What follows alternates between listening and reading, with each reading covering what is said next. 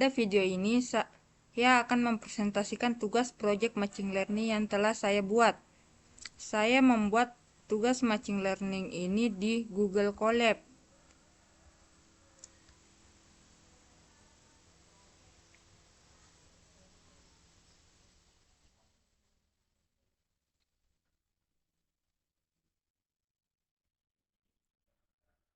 Judul proyek yang saya buat yaitu analisis dan visualisasi data kebakaran menggunakan PCA dan Nefbase. Yang pertama, saya memasukkan file dataset.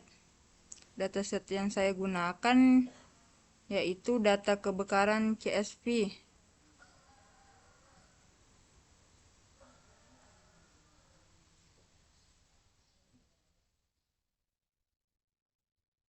Tujuan penelitian ini bertujuan untuk satu, menganalisis karakteristik data kebakaran guna memahami pola dan hubungan antar variabel seperti suhu, kelembapan, angin, dan luas area terbakar. Dua, mengurangi jumlah atau kompleksitas dimensi data kebakaran menggunakan PCA sehingga data berdimensi tinggi dapat disederhanakan tanpa kehilangan informasi penting. Tiga, melakukan visualisasi data kebakaran agar pola, klaster, dan perbedaan antar kelas kebakaran dapat diamati secara lebih jelas. Empat, membangun model klasifikasi menggunakan Nefbase untuk memprediksi atau mengelompokkan kejadian kebakaran berdasarkan data yang tersedia.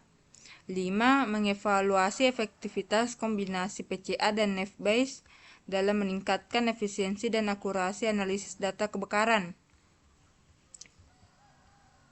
Masalah yang diselesaikan penelitian ini menyelesaikan beberapa permasalahan utama, yaitu 1. Banyak variabel pada data kebakaran menyebabkan kesulitan dalam analisis dan visualisasi data secara langsung. 2. Adanya korelasi antar fitur yang dapat menurunkan performa algoritma klasifikasi jika tidak ditangani dengan baik. 3. Kesulitan dalam memvisualisasikan data berdimensi tinggi sehingga pola kebakaran tidak mudah dipahami oleh pengguna atau pengambil keputusan. 4. Kebutuhan metode klasifikasi yang sederhana dan cepat untuk memprediksi kejadian kebakaran tanpa memerlukan komputasi yang kompleks. 5. Kurangnya pemahaman pola kebakaran berbasis data yang dapat membantu dalam upaya pencegahan data mitigasi risiko kebakaran. 1. Mengimpor pustaka yang dibutuhkan untuk EDA.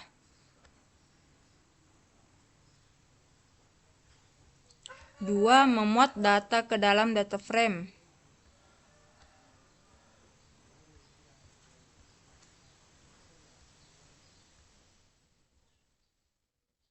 3. Memeriksa jenis data. Pada tahap ini dilakukan pemeriksaan tipe data karena dalam beberapa kasus, nilai jumlah kejadian kebakaran atau kerugian akibat kebakaran dapat tersimpan dalam bentuk string. Apabila data masih berupa string, maka perlu dilakukan konversi ke tipe data yang integer atau float agar dapat diolah dan divisualisasikan dalam bentuk grafik. Namun, pada dataset kebakaran yang digunakan dalam penelitian ini, data sudah berada dalam format numerik sehingga tidak diperlukan proses konversi tambahan. 4. Menghapus kolom yang tidak relevan. Langkah ini tentu diperlukan dalam setiap EDA karena terkadang ada banyak kolom yang tidak pernah kita gunakan. 5. Mengganti nama kolom. Dalam hal ini, sebagian besar nama kolom sangat membingungkan untuk dibaca. Jadi, saya hanya sedikit mengubah nama kolomnya. Ini adalah pendekatan yang baik karena meningkatkan keterbacaan kumpulan data.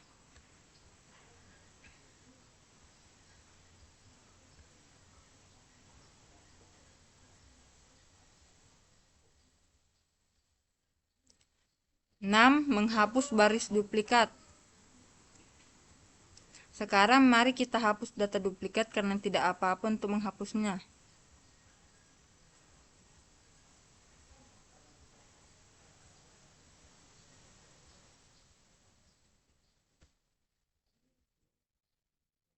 7. Menghapus nilai yang hilang atau nol.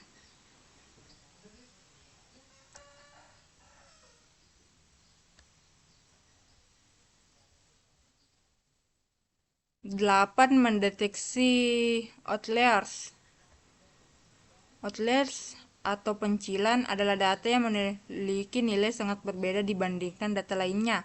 Baik terlalu tinggi maupun terlalu rendah, keberadaan outlier dapat memengaruhi hasil analisis dan menurunkan akurasi model. Oleh karena itu, pada data kebakaran dilakukan deteksi dan penghapusan outlier menggunakan metode interquartile range (IQR).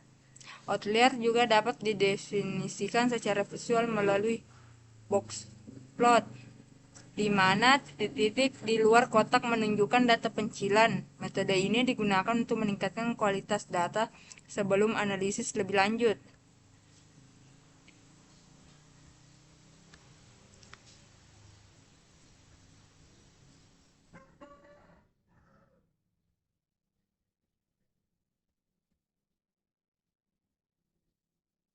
Jangan khawatir tentang nilai-nilai di atas karena tidak penting untuk mengetahui setiap detailnya. Yang penting adalah mengetahui cara menggunakan teknik untuk menghilangkan nilai-nilai yang menyimpan atau outlier.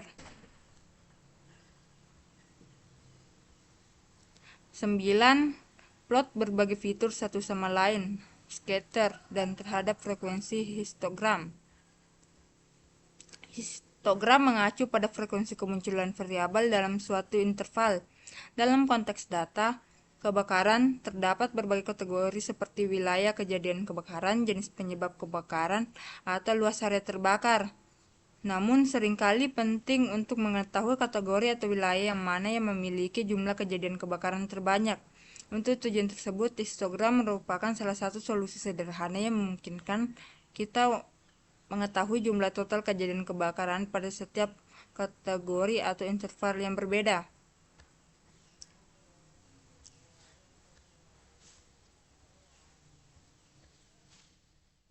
Heat maps atau peta panas merupakan jenis visualisasi yang digunakan untuk melihat hubungan antar variabel, terutama untuk mengidentifikasi variabel yang berpengaruh terhadap variabel dependen.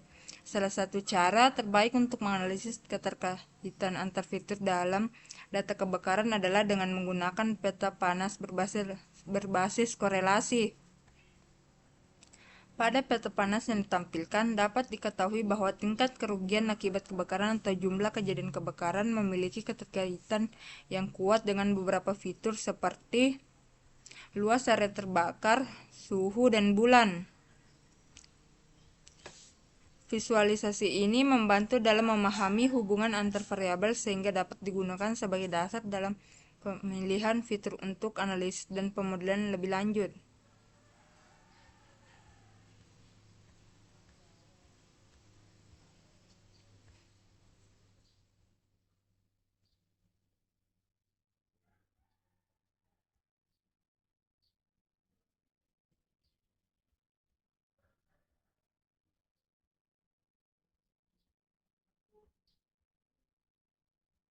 Diagram sebar umumnya digunakan untuk melihat hubungan korelasi antar dua variabel. Dalam konteks data kebakaran, diagram sebar dapat digunakan untuk menggambarkan hubungan antar luas area terdampak kebakaran dan kelembapan udara atau suhu. Melalui diagram sebar yang ditampilkan, sebaran titik-titik dapat diamati dengan jelas sehingga memudahkan dalam mengidentifikasi pola atau kecenderungan hubungan antar variabel. Berdasarkan grafik tersebut, garis tren dapat ditarik untuk menunjukkan arah hubungan, dan fitur-fitur yang digunakan menghasilkan sebaran titik yang cukup baik untuk keperluan analisis.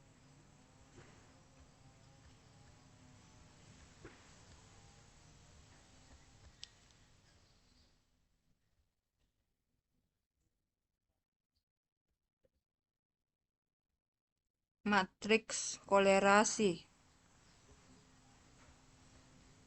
Data normalization min-max.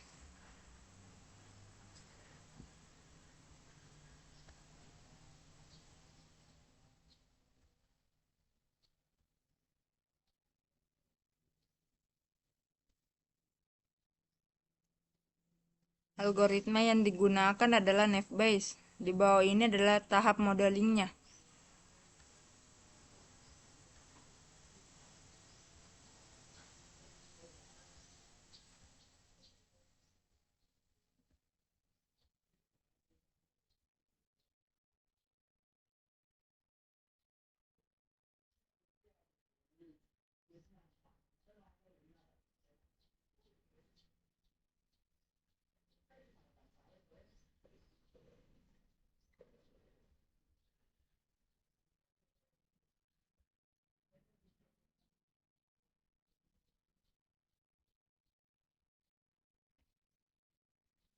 Testing PCA Visualization. Seperti yang telah kita perhatikan sebelumnya, memvisualisasikan data berdimensi tinggi itu sulit. Kita dapat menggunakan PCA untuk menemukan dua komponen utama pertama dan memvisualisasikan data dalam ruang dua dimensi yang baru ini dengan satu scatter plot. Namun sebelum melakukan ini, kita perlu menskalakan data kita sehingga setiap fitur memiliki varian satuan tunggal.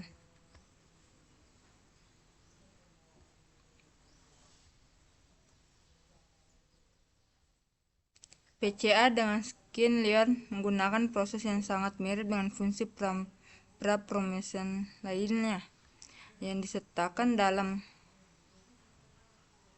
skin layer. Kita membuat objek PCA menemukan komponen utama menggunakan metode fit, kemudian menerapkan rotasi dan perguruan dimensi dengan memanggil transform. Kita juga dapat menentukan beberapa banyak komponen yang ingin kita pertahankan saat membuat objek PCA.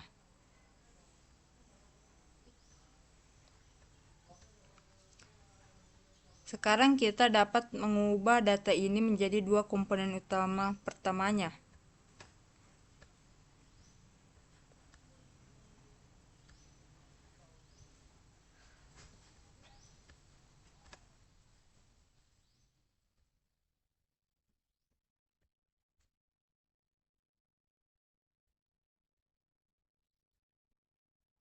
Jelas, dengan menggunakan kedua komponen ini, kita dapat dengan mudah memisahkan kedua kelas ini, menginterpresentasikan komponen.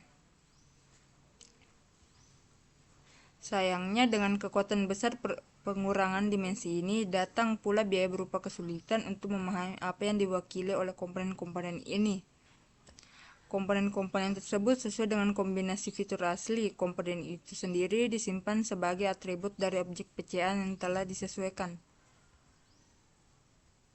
Dalam array matrix NumPy ini, setiap baris mewakili komponen utama dan setiap kolom berhubungan kembali dengan fitur aslinya.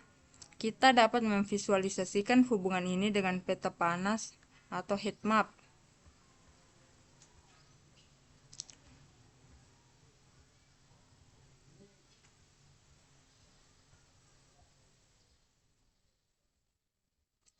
Kesimpulan, analisis dan visualisasi data kebakaran menggunakan PCA dan Naive-Bayes menunjukkan bahwa PCA efektif dalam mereduksi dimensi data tanpa menghilangkan informasi penting, sehingga mempermudah visualisasi dan analisis pola kebakaran. Sementara itu, metode Naive-Bayes mampu melakukan klasifikasi data kebakaran dengan cukup baik dan efisien.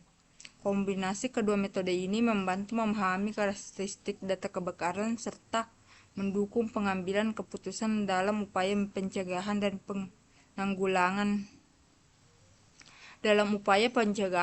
penanggulangan kebakaran.